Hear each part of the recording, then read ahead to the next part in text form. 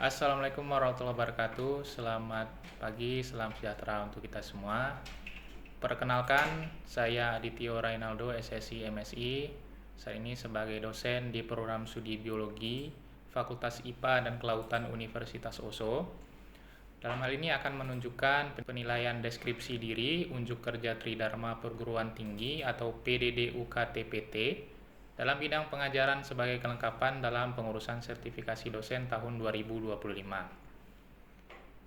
Saat ini saya sebagai pengampu mata kuliah di program studi ilmu kelautan untuk mata kuliah ekologi mangrove dan ekologi laut tropis, serta pengampu mata kuliah di program studi biologi untuk mata kuliah morfologi dan anatomi tumbuhan. Karena kan program studi biologi baru berjalan 1 tahun, kedepannya baru akan ada mata kuliah sesuai bidang keahlian saya di ekologi, seperti mata kuliah ekologi umum dan ekologi tumbuhan. Pada video pembelajaran ini, saya akan menjelaskan mata kuliah di program studi ilmu kelautan, yakni mata kuliah ekologi mangrove, yang saya ampu pada semester sebelumnya. Mata kuliah ekologi mangrove adalah mata kuliah dengan 3 SKS, terdiri dari 2 teori dan 1 praktikum. Dan ini dilaksanakan secara tim teaching, di mana saya sebagai pengembang RP dan Bapak Robin Saputra SPI MSI sebagai koordinator mata kuliah.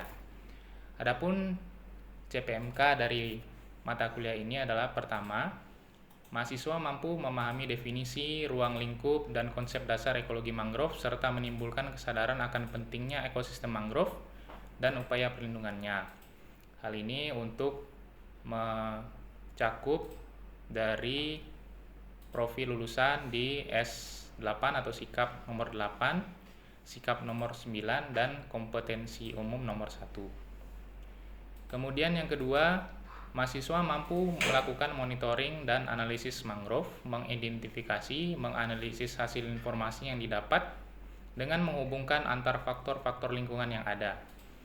Hal ini menunjang dari segi keterampilan umum yang pertama, kemudian keterampilan umum yang kedua, keterampilan khusus yang pertama, dan keterampilan khusus yang kedua. Kemudian yang ketiga, mahasiswa mampu memahami fisiologi, faktor lingkungan, serta pengelolaan mangrove yang berkelanjutan, yang mencakup atau menunjang penguasaan pengetahuan yang pertama, kemudian penguasaan pengetahuan yang kedua, dan penguasaan pengetahuan untuk yang ketiga. Kemudian untuk materi pembelajarannya, ada 14 materi pembelajaran. Yang pertama, ruang lingkup, terminologi ekosistem mangrove, kemudian pengenalan jenis morfologi dan fisiologi mangrove, kemudian yang ketiga, flora dan fauna ekosistem mangrove, kemudian faktor-faktor lingkungan dan adaptasi tumbuhan mangrove, yang kelima, manfaat dan fungsi ekologis mangrove, peranan mangrove dalam mengurangi resiko bencana, yang keenam, ancaman dan tantangan bagi ekosistem mangrove, yang ketujuh, review dan presentasi artikel mangrove. Kemudian yang kedelapan, teknik pengambilan dan pengukuran vegetasi mangrove, menganalisis kerapatan dan persentase tutupan mangrove menggunakan software ImageG. Kemudian yang kesembilan, makrozoobentos di ekosistem mangrove. Yang ke-10, menganalisis serapan karbon pada ekosistem mangrove. Yang ke-11, SIG dan penginderaan jauh dalam monitoring mangrove. Kemudian yang ke-12, rehabilitasi mangrove. Yang ke-13, kebijakan dan pengelolaan ekosistem mangrove yang berkelanjutan. Kemudian yang terakhir, identifikasi kondisi, potensi, dan permasalahan lingkungan mangrove untuk studi kasus dan presentasi. Adapun referensi yang digunakan dalam mata kuliah ini ada 3 referensi utama. Yang pertama dari SARU 2014, potensi ekologis dan pengelolaan ekosistem mangrove wilayah pesisir dari IPB Pres Bogor. Kemudian yang kedua dari Rahman dan kawan-kawan tahun 2020, metode dan analisis studi ekosistem mangrove dari IPB Pres Bogor. Kemudian yang ketiga, Brown 2006, petunjuk teknis rehabilitasi hidrologi mangrove, Yogyakarta, Mangrove Action Project, dan Yayasan Akar Rumput Laut. Baik, untuk asesmen pembelajaran sesuai dengan kontrak perkuliahan yang disampaikan oleh mahasiswa ada 4. Yang pertama, aktivitas dengan nilai bobot 10%, terdiri dari kehadiran dan keaktifan. Kemudian yang kedua, tugas dengan bobot 20%. Yang ketiga, ujian tengah semester dengan bobot 30%. Dan yang keempat, ujian akhir semester dengan bobot 40%. Adapun contoh tugas yang diberikan kepada mahasiswa, yang pertama, resume materi.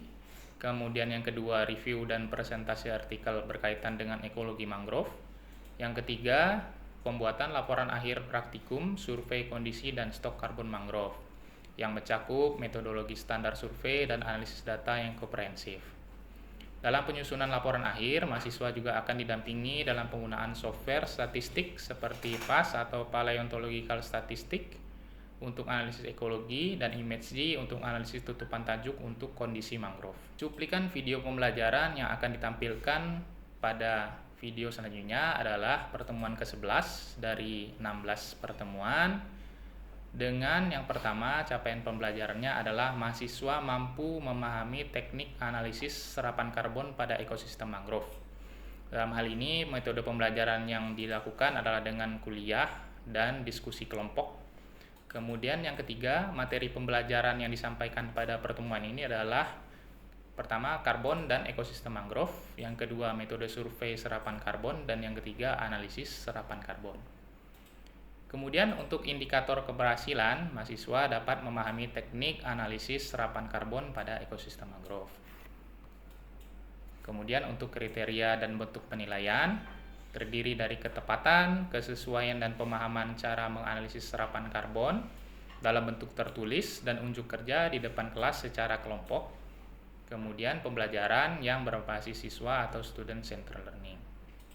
Demikian penjelasan awal terkait rencana pembelajaran semester untuk mata kuliah ekologi mangrove, dan berikut cuplikan pembelajaran yang dilakukan di dalam kelas.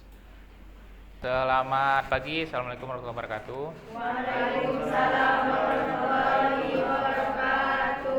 Oke, salam sejahtera untuk kita semua. Jadi hari ini kita akan sudah di pertemuan ke-11 berarti sesuai RPS. Materinya hari ini tentang estimasi stok karbon pada ekosistem mangrove. Jadi nanti kita akan bahas apa aja sih komponen yang ada di ekosistem mangrove terkait dengan stok karbonnya. Kemudian kita akan pelajari bagaimana metode cara pengambilan data di lapangannya, kemudian bagaimana analisis datanya. Oke, kita akan mulai perlahan sedikit demi sedikit. Walaupun kalian belum pernah sama sekali, saya rasa kita akan bisa nantinya kalian akan bisa ini untuk mengestimasi secara sederhananya. Nanti kita akan simulasikan. Oke ya. Kemudian ini referensi bukunya, ada 3 yang utama. Pertama dari Saru tahun 2014, kemudian ada dari Rahman dan Wardianto dan kawan-kawan, kemudian dari Brown 2006. Semuanya bisa diakses di internet dan juga tersedia di perpustakaan kita. Baik, untuk capaian pembelajaran kita hari ini, yaitu untuk setelah pertemuan ini kalian mampu menganalisis serapan karbon pada ekosistem mangrove. Jadi pada tingkatan tidak hanya memahami, tidak hanya mengidentifikasi, tapi juga mampu menganalisis. Oke, nanti kita akan bentuk grup kelompok, kemudian kita akan coba simulasikan bagaimana cara menganalisis. Ada yang udah pernah menganalisis sebelumnya? Belum, jadi nanti kita akan coba. Oke. Kontennya hari ini pendahuluan, kemudian apa itu karbon pada ekosistem mangrove, oke. Kemudian bagaimana metode surveinya, oke. Kemudian analisisnya bagaimana, oke. Kemudian ada asesmen kelompok dan juga penutup. Baik, ekosistem mangrove. Tadi kita sempat tanya juga di awal, apakah ada yang belum pernah lihat ekosistem mangrove? Ada.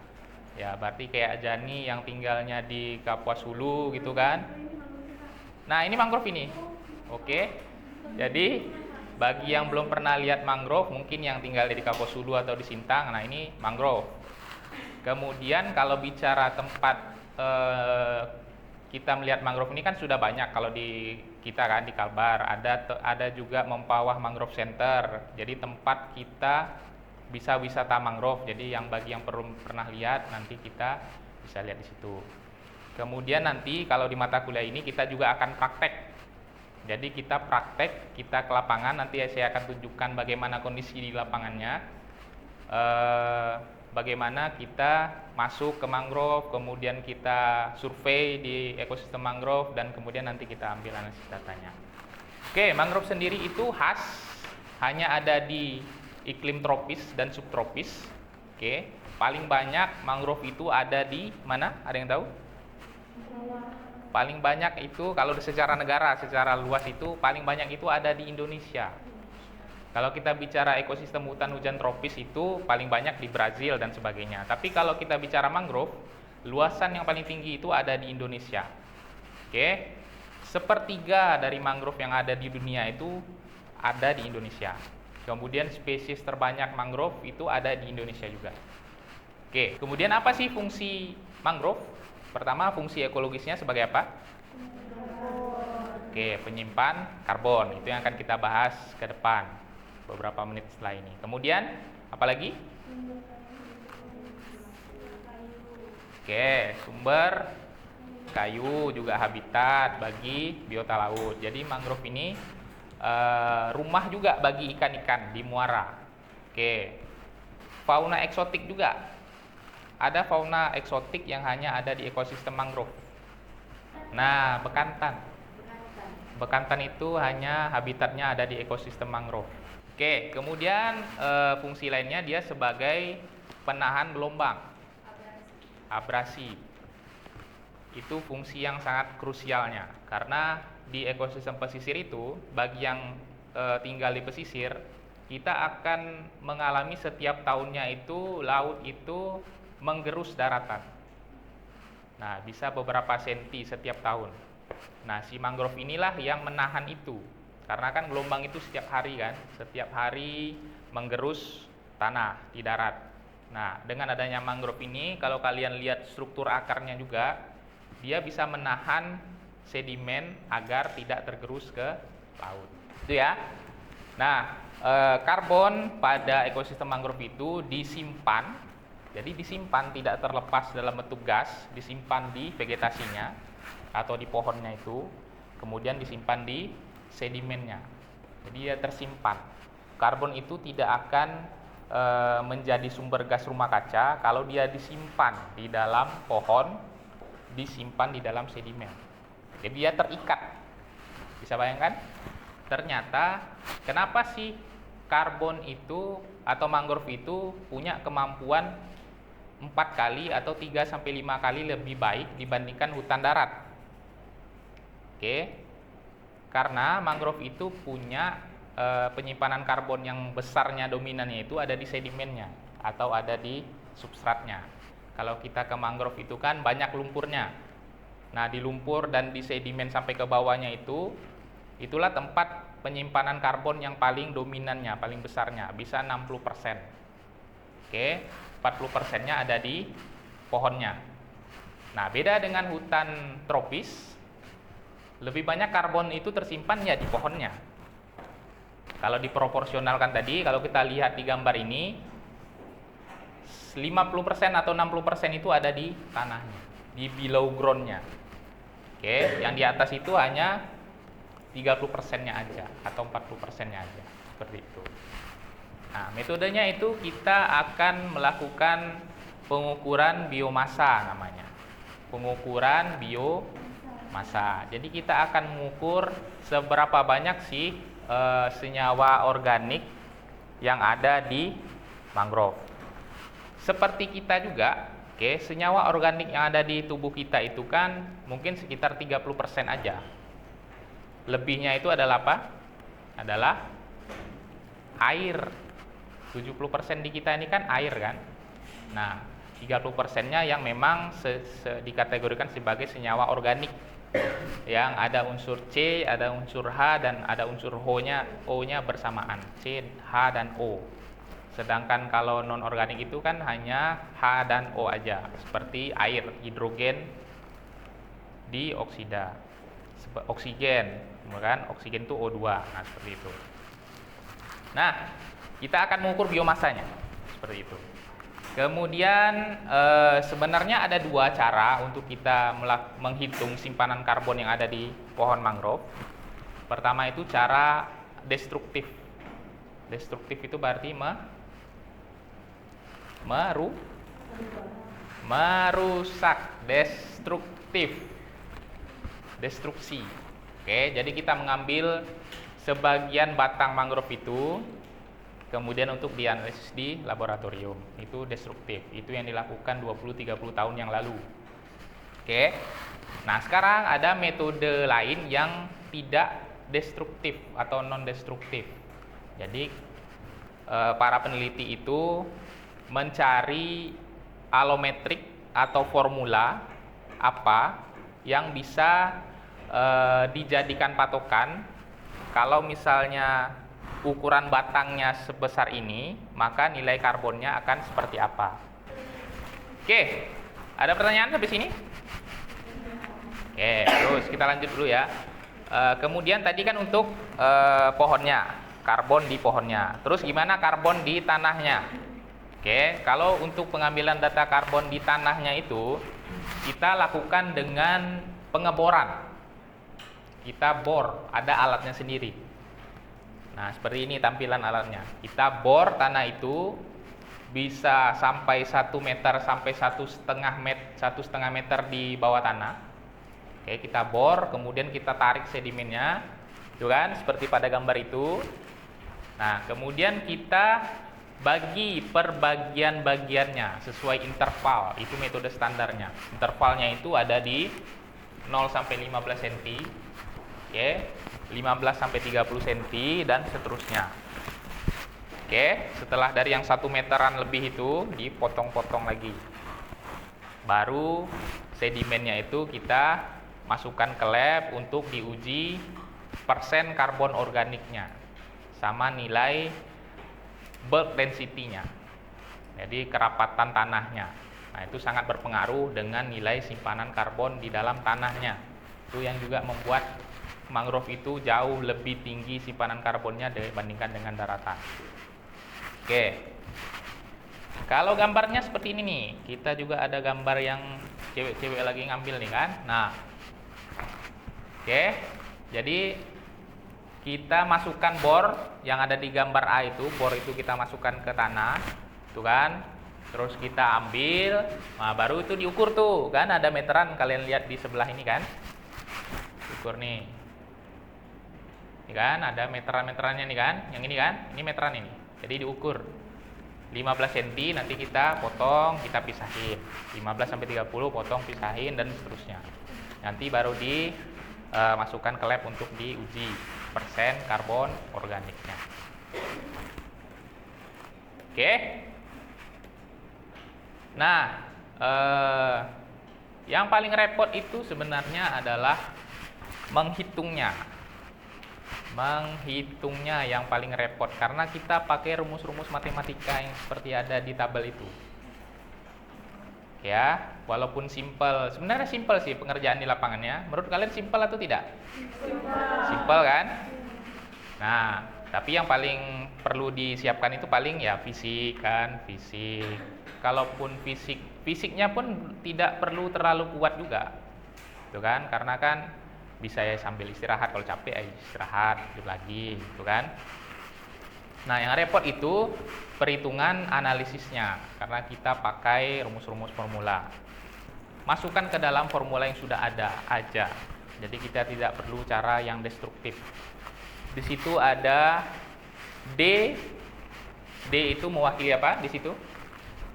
Kita ambil di nomor 1 ya, Vicennia alba, itu api-api. B itu nilai dari biomassa dalam kilogram. Kemudian ada rho di situ mewakili apa? Kerapatan jenis pohon. Nah, itu ada datanya sendiri.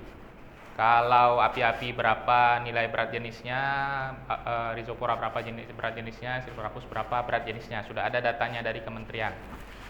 Oke. Kemudian yang perlu kita jadi data primer kita adalah diameter sebenarnya. Di dalam peta contoh itu ada berapa pohon dan masing-masing berapa diameternya. Nah, itu yang perlu kita masukkan ke dalam rumus ini.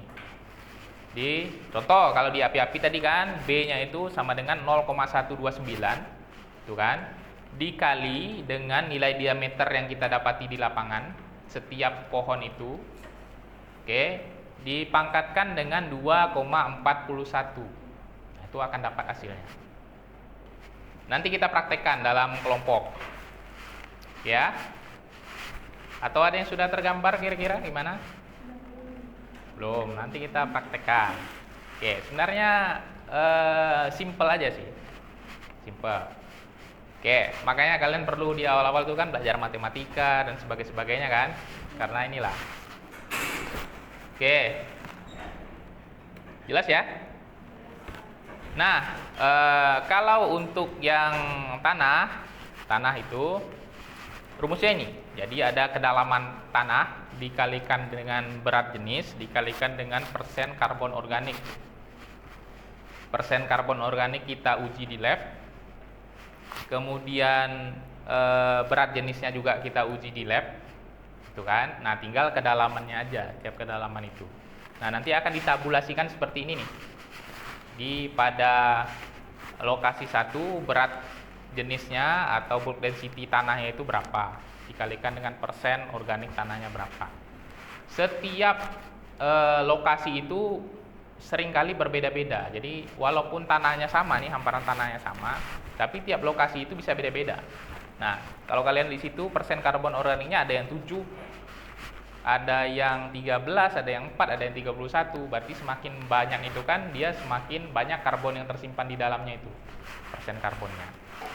Itu berbeda-beda. Oke, ada yang mau ditanyakan sampai di sini? Ada? Berapa persen karbon itu gimana? Cara menentukan berapa persen karbon. Oke, itu analisisnya ada di laboratorium. Jadi kita perlu ngambil data substratnya kan. Substratnya itu kita ambil, kemudian kita masukkan ke lab. Ada banyak metode kalau di laboratorium itu. Kemudian ada yang pakai titrasi, ada yang pakai alat tertentu, spektro dan sebagainya. Itu kita ambil analisisnya. Kalau teknisnya secara singkat ya. Teknis secara singkatnya itu kita ambil biasanya 100 sampai 200 gram tiap substrat itu kita ambil 100 sampai 200 gram. Kemudian kita tambahkan senyawa-senyawa tertentu yang ada di standar nasionalnya itu. Apakah kita kemudian kita titrasi, bisa ada metodenya titrasi, bisa dimasukkan spektro, nah, nanti baru muncul nilai persen karbonnya. Artinya ada senyawa-senyawa kimia yang kita pakai, larutan-larutan kimia yang kita pakai di situ. Oke. Nah, di situ akan ada pilihan ya. Berarti kan ada pilihan. Kalau si Dewi pengen nilai data ekologinya aja, sebenarnya untuk substratnya itu bisa kita minta analisisnya ke lab aja. Jadi kita tinggal dapat nilai persen organiknya aja. Gitu. Bisa aja. Itu sangat boleh. Jadi kita tidak perlu melakukan sendiri dari awal sampai akhir. Tapi beda ceritanya kalau Dewi mau skripsiannya itu benar-benar terkait dengan karbon tanahnya. Berarti Dewi ngerjakan tuh dari awal sampai akhir. Dewi yang titrasi, Dewi yang bagi-bagi, nanti masukin ke alatnya untuk membacanya seperti itu. Bisa. Tinggal pembagian tujuan-tujuan risetnya aja. Tuh. Oke, selanjutnya kita akan coba simulasikan bagaimana menghitung dan melakukan analisis data sampai kita dapat nilai simpanan karbon pada ekosistem mangrove. Oke, selanjutnya saya minta kalian untuk membuat kelompok. Berarti buat kelompok, cari artikelnya 2 ini. Berarti yang kelompok kita taruh lah ini kelompok 1, 2, kelompok 3, kelompok 4. Silakan. Dan kita akan coba ambil contoh misalnya di kelompok 1 nanti dari data itu gimana cara menghitungnya. Oke ya? Jelas? Oke, kalau udah jelas silakan dibentuk kelompoknya dan cari kemudian bikin dalam satu ringkasannya dalam satu halaman itu aja. Bagaimana cara analisis datanya aja. Oke, silakan. 3 itu. Pak, benar Pak. Apa? rumus yang tadi di sini kan Pak, PGB sama dengan 0,199 dikali rho, dan rho ini kan nilainya itu 0,699. Oke, pada spesies itu kan. Terus 0,199 dikali sama 0,699 itu dapatnya itu Pak 0,139,101. Ya. Nah, terus dikali lagi sama D. D-nya itu kan Pak 20. Ya, taruh 20. Dipangkatkan sama 2,22. Itu tuh dapatnya tuh 773,19. Baru dikalikan 2 ini dapatnya 107,551. Oke. Itu udah. Ih. Dalam kilogram. Nah, itu kalau misalnya 20. Nah, nanti kita cek di papan tulis, nanti kalian coba, nanti saya cek juga di ini. Betul enggak? Oke. Serapan karbonnya udah? Nah, udah. Cobalah satu orang. Nah. Terus misalnya nih, kalau kita ngambil ini 1 semester gitu Pak? Tergantung penelitiannya. Ini bisa, kalau saya biasa penelitian itu bisa 3 hari, 4 hari selesai di lapangan kan. Kalau tadi misalnya kan di sini ada 9 plot kan. 9 plot itu enggak lama kok maksudnya. Palinglah 3 hari selesai. Trian. Oke, baru dipangkatkan dengan 0, ini kan. 0,899 ini kan. Baru dikalikan dengan diameter contoh tadi. Contohnya tadi kan 20 cm. Ya kan? Baru dikalikan dengan 2,22. Nah, gitu dia. Nah, hasilnya 111. Nah, paham tapi kan? Nah, oke. Terus yang kedua itu pakai rumus yang mana berarti yang kedua? Yang kan RA kan? Yang kedua kan RA nih. Pakai yang rumus yang RA. Sama sih. Kalau yang ini saya pakai satu rumus untuk semua. Kalau yang ini, jadi saya pakai yang setiap spesies itu beda rumusnya. Nah, itu bisa, boleh. Oke, jadi rumusnya sama, tinggal nilai rho-nya yang beda kan? Nah, nilai rho-nya beda sama, berarti nilai rho untuk RA berapa? Ini yang diganti berarti kan? 0,699-nya dengan 0,85. Paham dah? Tadi kita pakai untuk Bruguera itu 0,699. Ya kan? Sementara yang data kedua kan spesiesnya itu ini kan, Cryptomora kan. Berarti kita pakai nilai rho yang ini. Nah, itu bedanya. Kalau kita pakai rumus spesifik, itu memang udah beda-beda tuh. Kalau pakai rumus umum, berarti nilai rho-nya ini yang jadi pembeda. Nah, paham kan? Terus pangkatnya sama, diameternya aja yang beda kan? Diameter pada data kedua RA ini contohnya 30 cm. Berarti, nah segini dia. Kita anggap aja sama dengan ini ya, 0,5 dengan 3, berapa? 3,47 ya. Sama kan? 3,67 kan? Nah, itu udah memang referensinya seperti itu. Jadi bukan saya yang menentukan 3,67. Di dua artikel itu kan sama pakai 3,67 kan? Nah, hasilnya gini. 204,62 kg. Nah, yang kedua. Oke? Jelas? Jelas. Oke. Ada pertanyaan kira-kira? Tidak. Oke.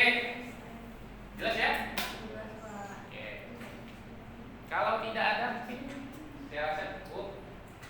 Nanti saya berikan penilaian untuk asesmennya tadi sesuai dengan asesmen yang di slide tadi. Jadi saya rasa untuk tujuan pembelajaran mampu menganalisis nilai serapan karbon, saya rasa kalian sudah paham dan sudah mampu mengaplikasikan. Oke, mungkin cukup sekian untuk pertemuan kita. Saya ucapkan terima kasih. Saya tutup. Selamat siang. Assalamualaikum warahmatullahi wabarakatuh.